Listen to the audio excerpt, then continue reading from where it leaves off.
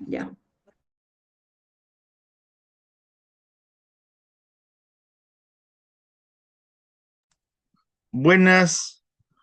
Muy buenos días. Soy el doctor Fabricio Gamarra Castillo.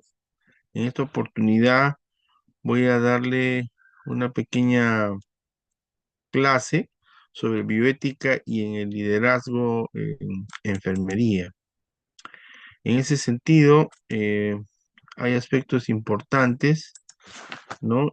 Que se tiene que saber respecto a la bioética en los principios bioéticos en enfermería, ¿no? Para la cual voy a colocar un video motivador referente al tema, un cual pues nos ayudará bastante a dilucidar algunos aspectos bioéticos que necesitamos saber en el manejo de la enfermería. Bien, entonces procedo a proyectar el video. Los valores que se consideran son propios de la medicina. Un ratito.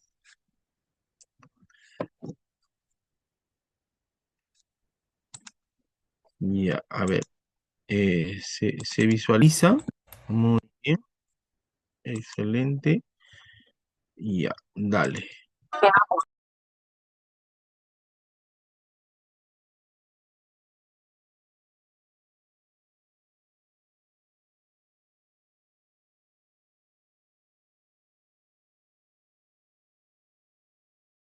Hay en Aristóteles algo muy, muy importante, y es el concepto de salud, que en él está siempre presente.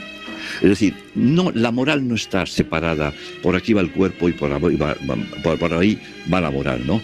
Sino las acciones morales son acciones corporales. Toda la ética antigua, desde Aristóteles, no deja de ser una ética de la virtud y del carácter. Cuando Aristóteles nos dice que tanto el placer como el dolor invalidan para hacer un uso adecuado de la prudencia, está sentando las bases para que los 2500 años siguientes no dejemos tomar decisiones a los enfermos. Los enfermos eran imprudentes por naturaleza, como decía.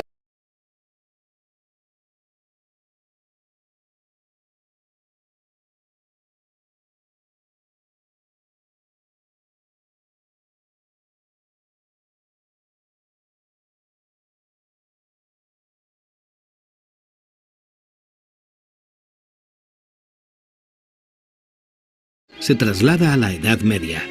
En esta larga época se desdibujan los orígenes helénicos de la ética. Religión y ética se mezclan como si de una misma cosa se tratasen. Una costumbre que aún pervive.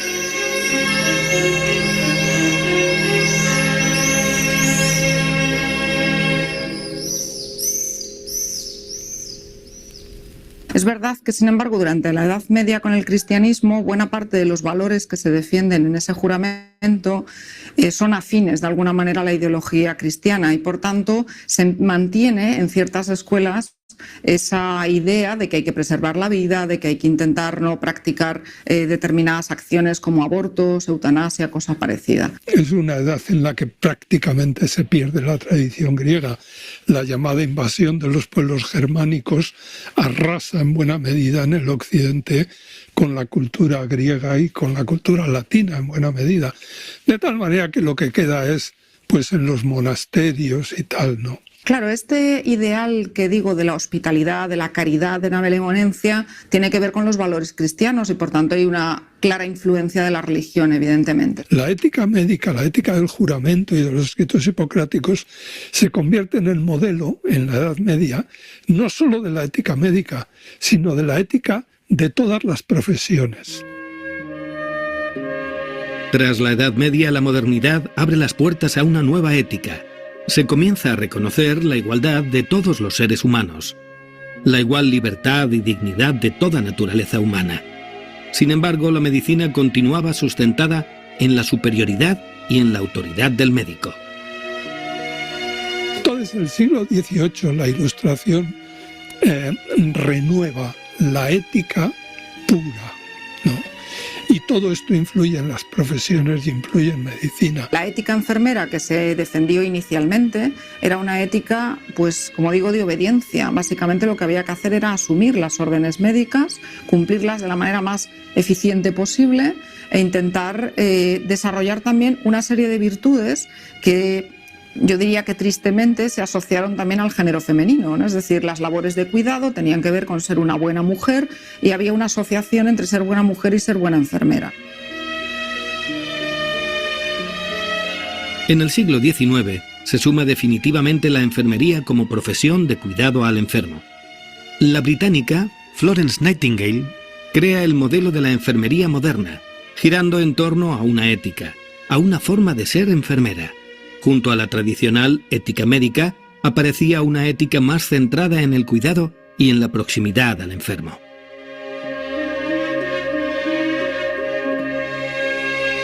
Y Nightingale es una mujer que sí dio normas muy estrictas en unos cuantos libros y en su práctica profesional, y dio lugar al nacimiento de la enfermería moderna. Entonces, ¿qué es lo que enfermería ha tenido que, digamos, despojarse a lo largo del siglo XX, ¿no? Esa relación de caridad, ese cuidado caritativo más asociado al cuidado de los demás, vinculado con una creencia religiosa, a cuidado profesional. En el siglo XX se derrumbaron las éticas tradicionales. Las revoluciones sociales y tecnológicas cambiarían la medicina para siempre. Y si la realidad cambia, la ética, para poder responder a los nuevos desafíos, también debía cambiar. Antes de la mitad de siglo estábamos en un modelo como bastante similar al que veníamos heredando del siglo XIX, y en la segunda mitad del siglo XX nos encontramos con un mundo absolutamente nuevo. The beginning of bioethics, the rights of patients.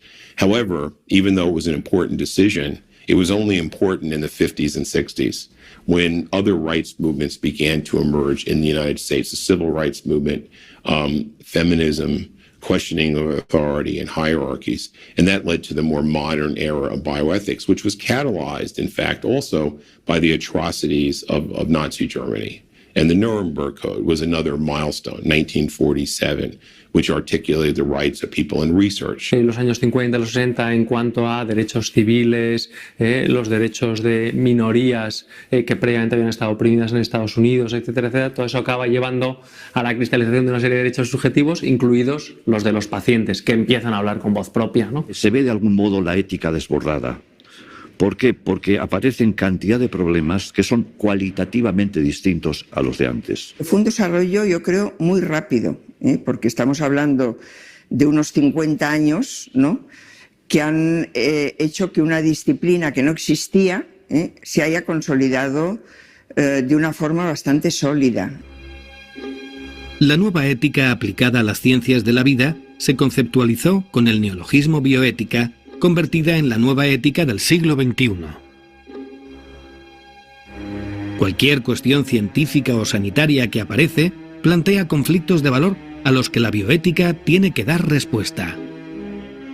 Y en la COVID-19, para bien o para mal, ha traído a la superficie muchos problemas que estaban ahí, que se arrastraban. No es lo mismo aplicar niveles éticos en situaciones de normalidad que en situaciones de catástrofe absoluta. Me imagino en situaciones de catástrofe, pues las prioridades cambian, la capacidad médica cambia, en fin, todo cambia, ¿no? Vivimos una época en que la libertad, la autonomía de las personas está sacralizada y, sin embargo, ahí se tuvo muy poco en cuenta, ¿no? ¿Cómo querían ser tratadas esas personas? Tu decisión or is this half the iceberg or 3/4 of the iceberg what we have seen to date? O aprendemos algo de esta pandemia o vendrán otras peores. Por tanto, en la pandemia teníamos que hacer esto. Teníamos que también priorizar en función de varios factores, ¿no? La comorbilidad, qué expectativas de supervivencia, con calidad de vida tenía esa persona frente a otra. La edad también tenía que ser un parámetro, tenía que serlo no por edad como tal, sino por todo lo que lleva asociada a esa edad con patología previa. O sea que lo que estábamos diciendo es hacer lo que ya sabemos hacer, pero hacerlo en un contexto de emergencia, de escasez de tiempo y de mucha incertidumbre. Se ha planteado como que desde los médicos decidían quién debía, por ejemplo, a quién debía ponerse un respirador o no, pero no se ha dicho nada sobre la posibilidad de que hubiera enfermos que dijeran, mire, yo prefiero que a mí no me lo pongan. Con más pena, no ha sido tanto el triaje como esta necesidad de distanciamiento con los pacientes, que me parece que sí que ha producido un shock a los pacientes, a las familias y a los profesionales. Yo es que no veo el camino. Como se descubra una vacuna, el egoísmo de los seres humanos se va a despertar y me imagino que el país que lo descubra tendrá la tentación de ayudar a sus propios ciudadanos. Más complicado es pensar qué se hace con los que no se quieren vacunar. Siempre hay un colectivo antivacunas que no creen en ellas, que creen que tienen unos efectos secundarios muy nocivos y que hasta ahora hemos balanceado eso, y como el colectivo antivacunas era minoritario, pues el colectivo amplio vacunado protegía al resto. Pues a mí me parece que exigir la vacunación obligatoria va a caer en un error en nombre de la eficiencia de la salud pública y poblacional. ¿Por qué? Porque tú puedes conseguir que la gente haga, pero no que quiera hacer. La bioética tiene detrás una tradición, pero debe ir acompasada con su tiempo. El tiempo de la bioética, cuando se presenta su kairós, en realidad es reciente. Se presenta con las investigaciones humanas llevadas a cabo en el siglo XX.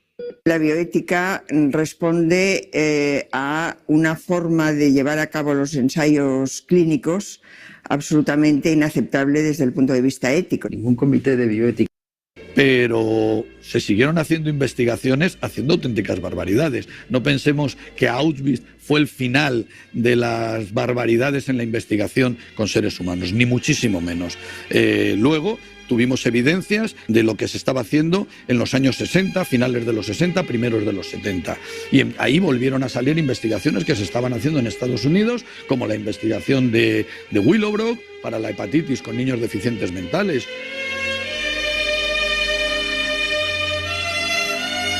A finales del siglo XX, se comenzó a cuestionar si la investigación era más importante que las personas investigadas.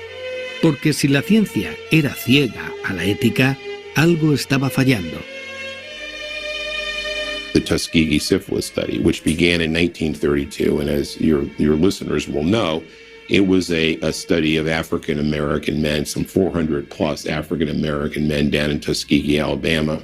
And these men were part of a trial, like many things that start off with a good intent that go bad because of a lack of self-reflection. And then what happened was in mid-40s, right after World War II was about to end, penicillin became available domestically. It was available during the war, but it became available for people in a civilian status.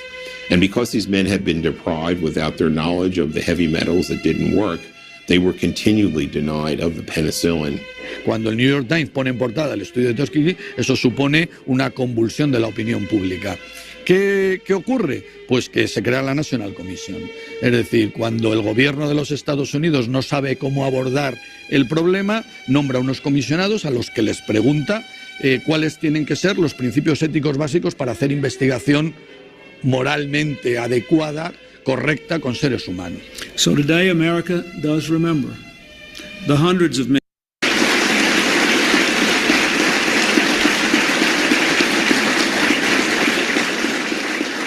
Y eso hace que la comunidad científica internacional tenga que empezar a poner el punto de mira en cómo se estaba haciendo investigación con seres humanos hasta ética asistencial. Desde el paternalismo médico hasta los conflictos éticos que han aparecido al manipular y decidir sobre la vida y la salud de las personas. Digamos, el paternalismo antiguo sería un paternalismo infantil. There's just nothing to win, regardless of the decision that the judge would make. We would always be the losers because we're losing Karen regardless. Por una cuestión práctica, pero todavía no tenemos ese mismo acuerdo, por ejemplo, en el inicio de la vida. La bioética va más allá de la investigación y la asistencia sanitaria. Una de las principales cuestiones morales que afectan a la bioética es determinar cómo distribuir un bien tan preciado como es la salud. Así como yo creo que de autonomía ya hemos hablado mucho, de justicia creo yo que todavía hemos hablado poco. I think, issues of justice.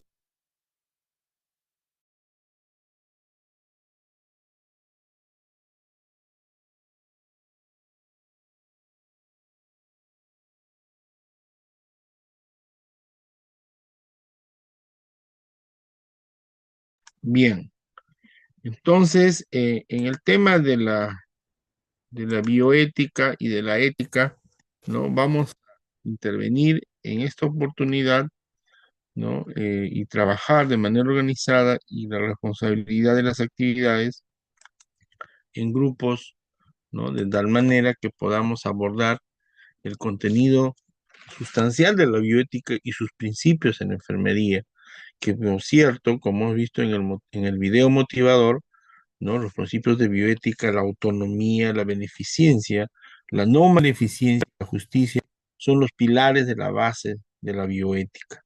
Así posteriormente como su aplicación en los principios bioéticos en situaciones cotidianas de la enfermería, como su clasificación de la bioética y en un caso clínico. Entonces, la bioética desde un punto de vista, ¿no? Médico, en la aplicación en la biomedicina, específicamente en la enfermería, aborda desde el comienzo de la vida y la biología especialmente, ¿no?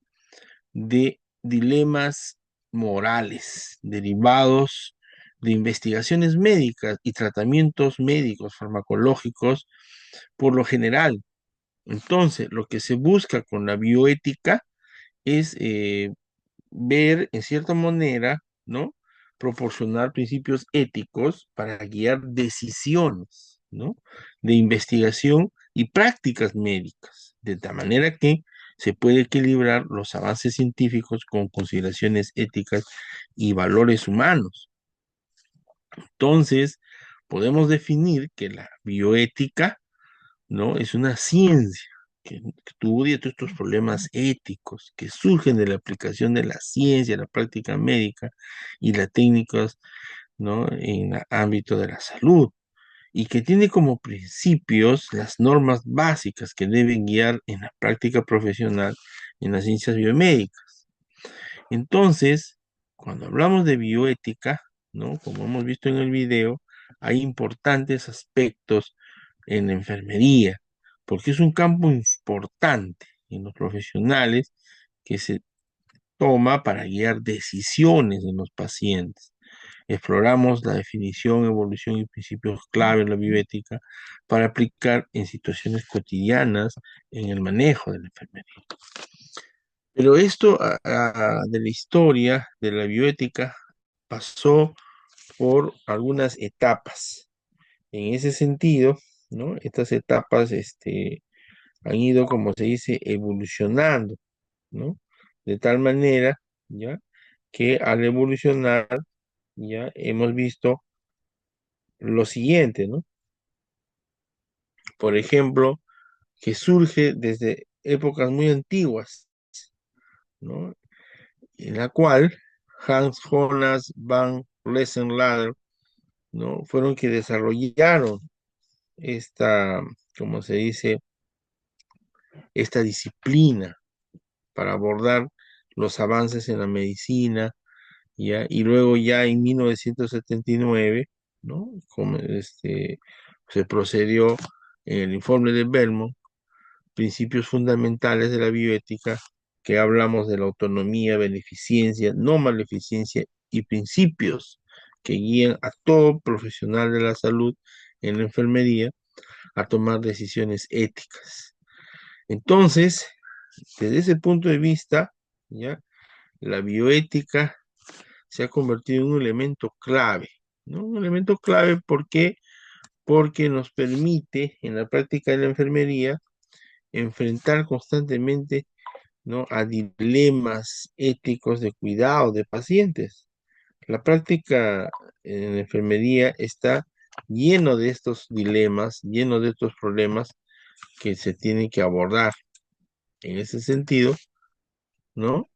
aquí vemos pues también algunos principios fundamentales, ¿no? Que como estábamos hablando, la autonomía, a que se refiere pues el respeto a la capacidad de decisión de un paciente.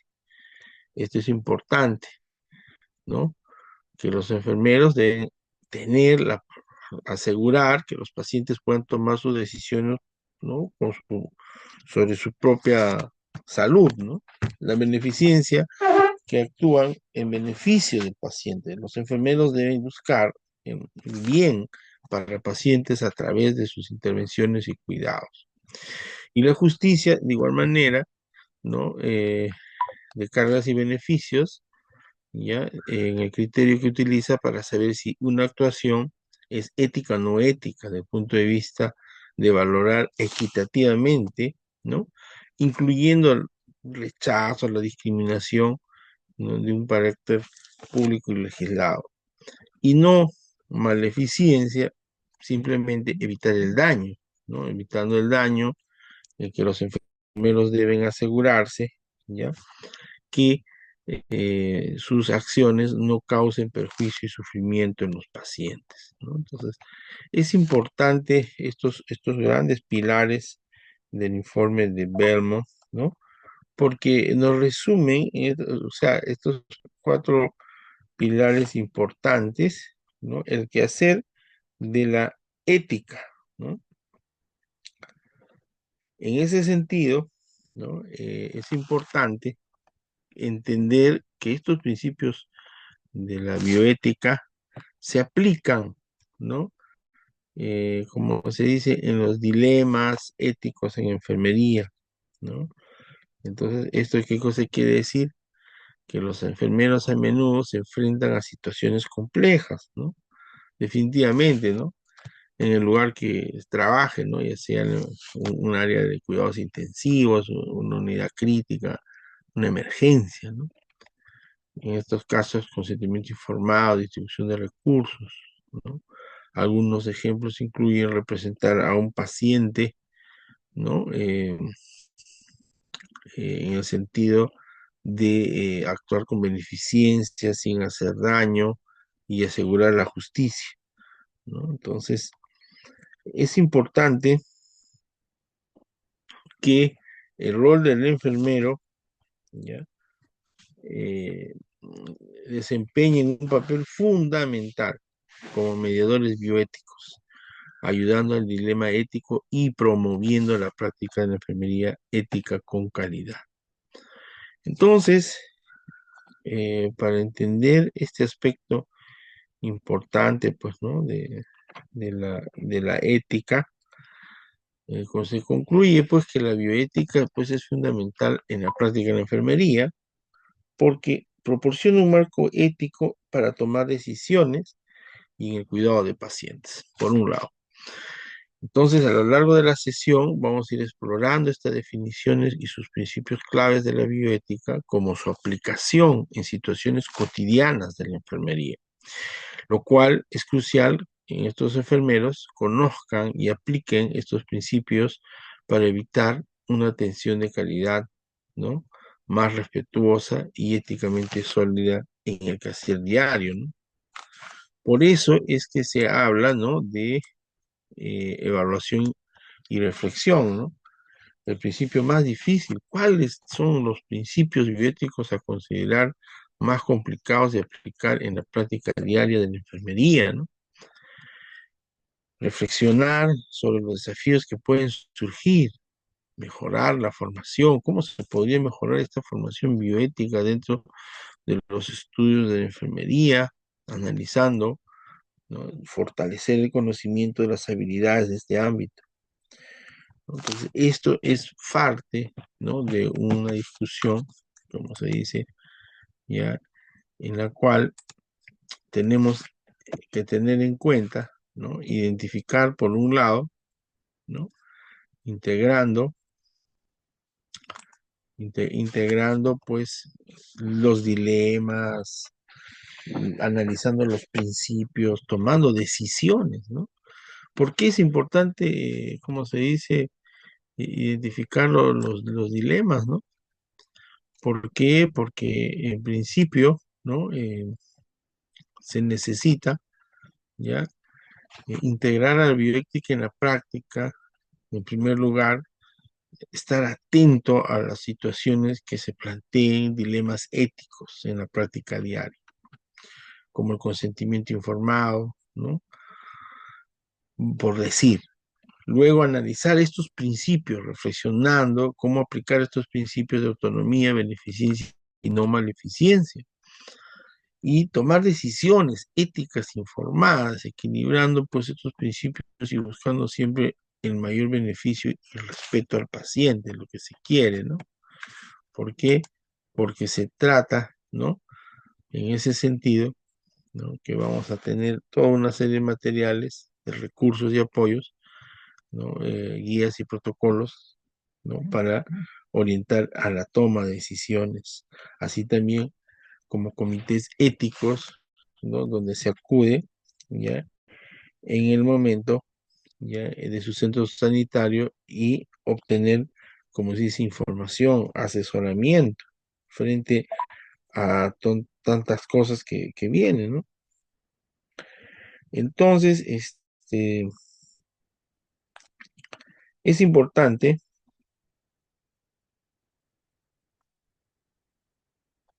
entender, por un lado, ¿no? Colaborar, bueno, hacer trabajos, ¿no?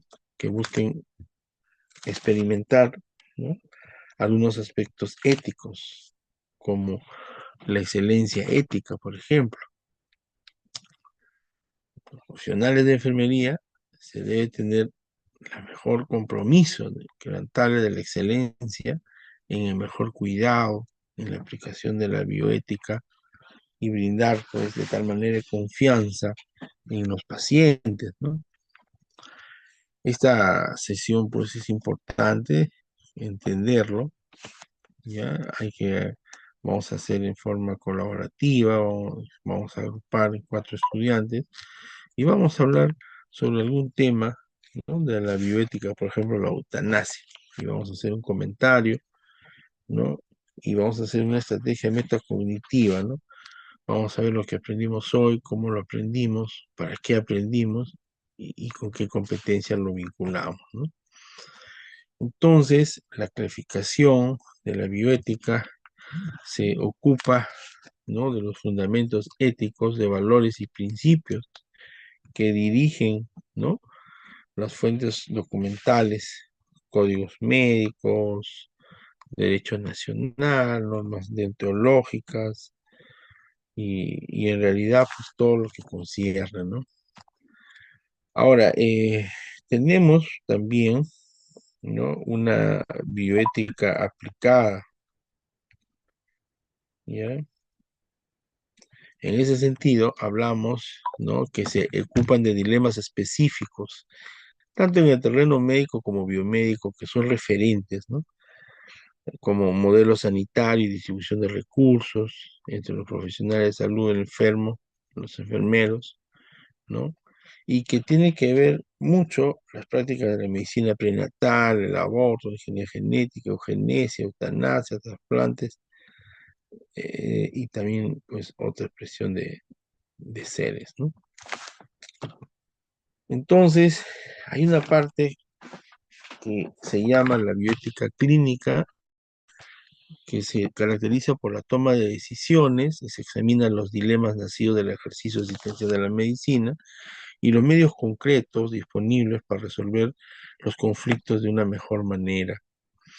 La bioética o metabioética trata los fundamentos conceptuales de la bioética dentro del marco de las teorías morales y se justifica en nociones básicas. Entonces, la bioética normativa, también conocida como bioderecho, centra su interés de racionalidad en decisiones colectivas, ¿no? Según el área que confluye, ¿no? Y avances científicos. La bioética orientada a las decisiones de la salud pública, el debate de la justicia, nos introduce al contexto de la política sanitaria, de la ética clínica, para de esa manera solucionar problemas, desafíos en la salud pública como conflictos entre técnicas y progresos científicos, ¿no?, que se tiene que definir. La bioética cultural también, por otro lado, ¿no?, es importante relacionar estos nuevos dilemas, ¿no?, con el contexto histórico. En ese sentido, también trata de evitar la imposición de determinadas visiones de la bioética entre las sociedades, ¿no? Hay un punto de reflexión importante, ¿no? Y en ese sentido también de Flores Nightingale, ¿no?, que marca los pilares de la bioética en enfermería, y el flujo de la atención de enfermería, que comienza desde la atención de la enfermería, que es una disciplina, arte, ciencia, que considera pues al paciente en forma integral, ¿no?, cuyo propósito es servir a la humanidad fomentando la salud por medio de la enseñanza y los cuidados que requiere el paciente, ¿no? Entonces, todos estos principios de Flores, ¿no?, Florence Nightingale, Virginia Henderson, Ida Orlando, Dorotea Oren, todo es en torno de la atención de enfermería, ¿no?, por un lado. Entonces, y finalmente, ¿no?, tenemos pues el caso, pues, ¿no?, de un caso de Ana Estrada, que accedió a la eutanasia y murió con dignidad, ¿no? Ana Estrada fue una psicóloga peruana que padecía de polomicitis, una enfermedad degenerativa rara, autoinmune, ¿no?, que producía un proceso de inflamación que debilitaba progresivamente sus músculos, ¿no? Desde el 2015 su condición se agravó, requiriendo traqueotomía, gastroctomía, lo que dejó en una dependencia médica permanente. Entonces, en 2019 se creó el blog Ana Busca la Muerte Digna, donde visibilizó esta lucha por acceder legalmente a la eutanasia en el Perú. Esta batalla incluyó demandas judiciales contra el Estado, ¿no? En febrero del 2021, la Corte Superior de Justicia de Lima reconoció su derecho a una muerte digna y ordenó al Ministerio de Salud respetar su voluntad, excluyéndola de la aplicación del artículo del Código Penal sobre homicidio piadoso. El fallo fue confirmado por la Corte Suprema en julio de 2022, permitiéndole acceder a una eutanasia legalmente, convirtiendo en un precedente histórico en el país. Muchas gracias, jóvenes, muy amable por su atención. Gracias.